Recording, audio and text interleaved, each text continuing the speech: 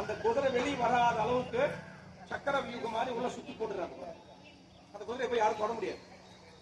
லவகுசா வந்து அந்த அளவுக்கு செய்வாங்க. வால்மீகி மகரிஷி கிட்ட தான் அவங்க போர்க்கலையை கத்துக்கிறாங்க, ராமாயணத்தை கத்துக்கிறாங்க, இதையும் கத்துக்கிறாங்க.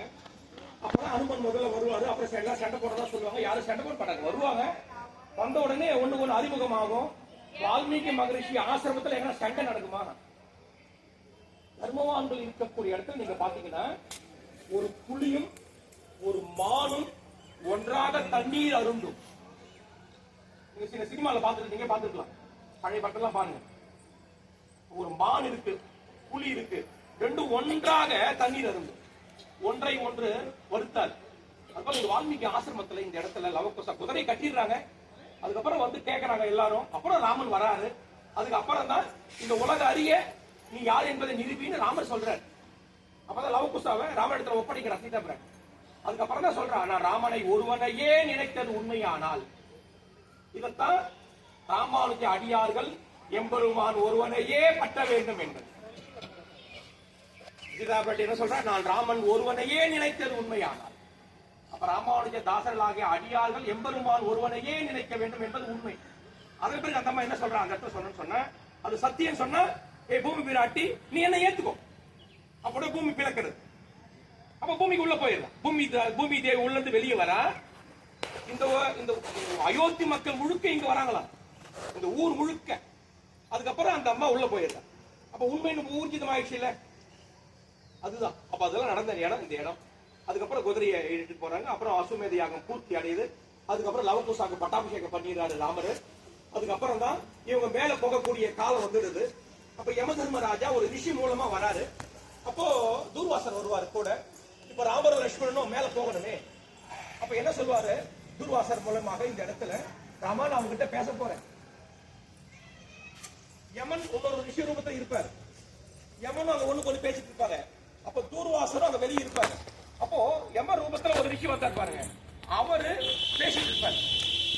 ராமரும் அந்த ரிஷி பேசும் பொழுது யாரும் குறுக்க வரக்கூடாது. அப்படி யாராவது வந்தார்களே ஆனால் அவர்கள் தலையை கொய்ய கடவுள். இப்ப யம ரூபத்தில் ரிஷி வந்திருக்கிறார், ராமன் கிட்ட பேசிக் கொண்டிருக்கிறார். அந்த நேரம் துர்வாசர் வந்துருவார். துர்வாசரை பத்தி தெரியும். இப்பவே நான் ராமனை பார்க்கணும் அப்படின்னு இளையபெருமாள் காவலுக்கு நிக்கிறார். அப்போ இந்த நேரம் ராமன் என்ன சொல்லிட்டு போய்கிறார், யாரையும் உள்ள விடாத, யாராவது உள்ள வந்தா தலை போயிடும். துர்வாசனை இப்ப உள்ள போனா தலை போயிடும். அப்ப ரிஷி சாபம் வரும். அப்ப பாரு, இதுதான் உத்தமனுக்கு லட்சணம். நாம் போனாலும் பரவாயில்லை, நம்ம அண்ணன் நன்றாக வாழ. இந்த உத்தம லட்சணம் யார்கிட்ட இருக்கிறதோ அவனோடு எப்போ 100 பேர் இருந்து கொண்டே இருப்பார். அவனால் இந்த லோகமே உச்சிக்கும். அவனால் அனைவரும் வாழ்வார். இந்த ஓங்கி உலகளந்த உத்தமன் என்ற லட்சணத்தை எடுத்து காட்டுறாங்க நம்ம பெரியவங்க. அப்ப உடனே லட்சுமணன் நினைக்கிறார், துர்வாசரே நீ இருக்கிறோம், நான் உள்ள போய் எங்க அண்ணன் கேட்டு வரேன்னு போவேன். உள்ள போறாரு, உள்ள வரக்கூடாதுன்னு நான் சொன்னேன். இப்ப நீ போய் தலையை கோயின்னு ராமர் சொல்ல முடியுமா? வேற வழி இல்ல, ஆனா போய் தான் ஆகணும். உடனே வராது, இது மாதிரி சொல்லிடுறாரு. அப்புறம் வந்தவர் யாருன்னா யமதர்மராஜா. ராமா நீ வந்த நேரம் முடிஞ்சு போச்சு, நீ கிளம்பலாம். உடனே லட்சுமணன் என்ன சொல்றாரு, அவரு போறாரு. நம்ம அயோத்தி போனோம் பாத்தீங்களா, அயோத்தியில பார்க்க வேண்டிய இடங்கள் நிறைய இருக்குன்னு சொன்னேன்ல, அது இதுவும் ஒரு இடம்.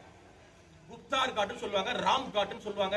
அந்த இடத்துல நிறைய இடங்கள் இருக்கு. இளைய பெருமாள் அங்க போய் அந்த நதியில இறங்கி அப்படியே போயிடுவார். உடனே ராமன் பார்ப்பார், நம்ம தம்பி இல்லையே, மனைவி கூட இல்லாம இருந்தார், பாதுகாப்பு நடக்க முடியுமா? அந்த இளைய பெருமாள் ரொம்ப அழகாக சொல்லுவாங்க, எடுத்து காட்டும் பொழுது இளைய பெருமாள் பண்ண கைங்கரியம் வேற யாருமே பண்ணல. நின்றால் சிங்காசனமாம், இருந்த எடுத்து காட்டும் பொழுது சென்றால் மரவடியாம், இருந்தால் சிங்காசனமாம் அப்படி பாசுரமே எடுத்து காட்டுறாங்க. அப்ப இளைய பெருமாள் போனதுக்கு அப்புறம் ராமரானவர் அவர் பின்னாடியே போய் அந்த நதியில இறங்கி அப்படியே மேல போயிரு. அதுக்கப்புறம் ஆட்சி இவங்களுக்கு தான், அந்த அயோத்தி மாநகர் ஆட்சி. அப்ப யாதவ குலத்தில் இருக்கக்கூடிய ஒரு பெண்ணை இவங்க கல்யாணம் பண்ணிக்கிறாங்க. அப்பதான் அந்த பெருமாள், எந்த பெருமாள்? மேல்கோட்டை ராமபிரியன் சம்பத் பாரன். என்ன அவருடைய ஒரிஜினல் பெருமாள் வந்தாச்சு. உங்களுக்கு பஸ்ல சொன்னேன், எல்லாம் தூங்கிட்டீங்களா, கதை கேட்டல தெரியல. மனைவி என்பவள் தன் உயிருக்கு உயிரானவள், அதுக்கு அடுத்து உயிருக்கு உயிரானது தான் ஆராதனை பண்ணப்பட்ட பெருமாள் ஒருவனுக்கு. ஆகையினால தான் மனைவியை சேர்த்து வச்சதுனால விபீஷண ஆழ்வானுக்கு தன் ஆராதனை பெருமாளை கொடுக்கிறார். ஓ தானோன்னு சொன்னா நம்ம இருதுல உயர்வானது கொடுக்கணும். ஆனா சில பேர் பண்ணுவாங்க, உயர்வான தான் எடுத்து வச்சுப்பான், தாழ்ந்ததை கொடுப்பான். அது அதர்ம தானம். உத்தம தானம் அல்ல. உத்தம தானம் என்றால் தன்னிடத்தில் இருப்பதையே மிக உயர்வானதாக கொடுக்க வேண்டும். அதனால ராமர் தன் பெருமாளையே கொடுத்துட்டார். அப்ப அவருக்கு பெருமாள் ஓன இல்லையா, அவர் சம்பத்குமார். அந்த சம்பத்குமாரன் தான் யாரு, ராமப்பிரியன் பேர் அவர். ஆனா 108 ஒண்ணு கிடையாது அது. ஆனா அந்த கோவில் மிக விசேஷம். அந்த இடம் பாத்தீங்கன்னா ஞான மண்டபம் பேரு. அங்க மட்டும் அவர் திருவடியில் யார் இருக்கா, தாயார். அங்க மட்டும் வேற எங்கேயுமே கிடையாது. துலுக்க நாச்சியார் பேர் அந்த அம்மாக்கு. ராமானுஜர் வருகிறார். ராமானுஜர் வரும்போது மூலவர் கண்டுபிடிச்சிட்டார், உச்சவர் இல்ல. அந்த சம்பத்குமாரன் டெல்லி சுல்தான் கிட்ட இருக்கிறார். டெல்லி சுல்தான் என்ன பண்ண, எல்லா சிலைகளை கடத்தி போயிட்டு உள்ள வச்சுட்டான். ஆனா துலுக்கனா அவருடைய இளவரசி, அவருடைய பொண்ணு, எந்த சிலை அழகா இருக்குன்னு பார்த்தா அந்த சிலையை கொண்டு போய் தன் படுக்கையில வச்சுக்கிட்டான். எப்பவுமே பகவான் பக்திக்கு ஆட்பட்டவன். அந்த பக்தியின் மூலமாக ஆறாத காதலோடு இருந்தா பாருங்க, அந்த காதலை ஏத்துக்கிட்ட.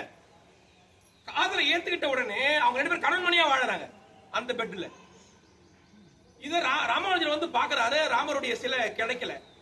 அப்ப தேடி தேடி பாக்குறாரு. அப்ப அந்த சுல்தான் சொல்றான், உம பெருமாள் சொல்றீங்க இல்லையா, எங்கிட்ட ஏகம் ஆயிரக்கணக்கான சிலைகள் உள்ளன.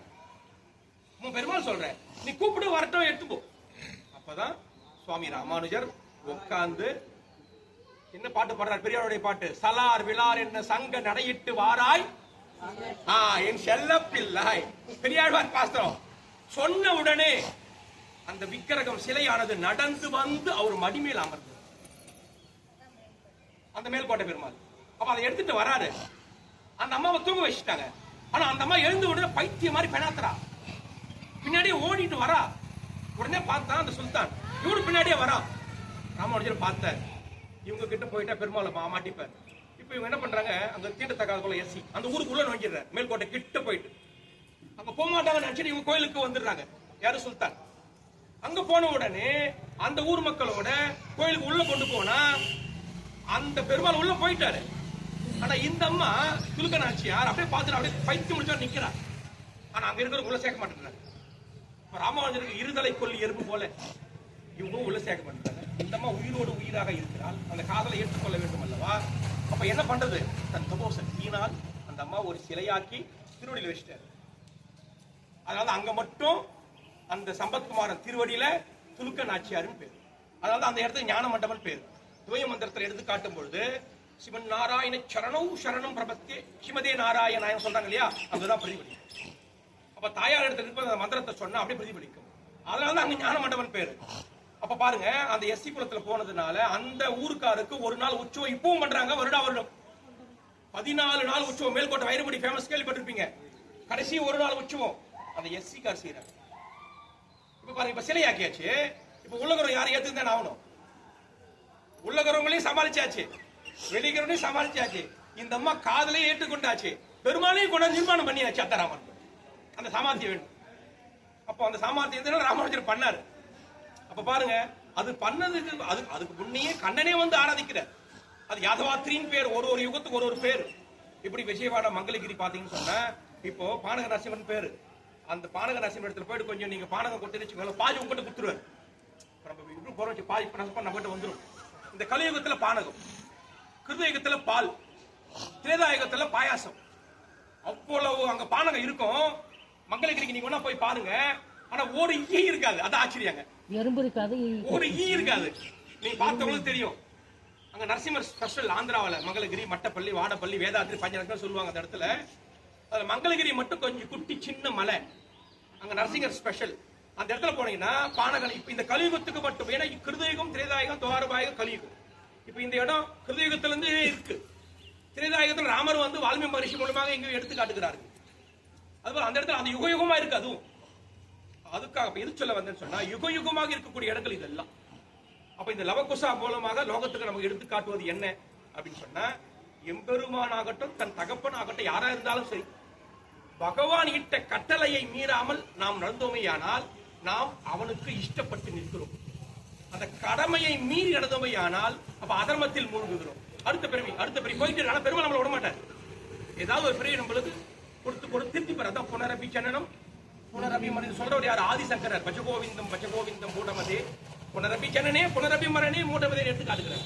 அது நல்லா சேவிச்சுக்கோங்க. அப்படியே ஆட்டோல் போய் உட்காந்து டீ கடை இருக்கும், சாப்பிட்டு அப்படியே வண்டியா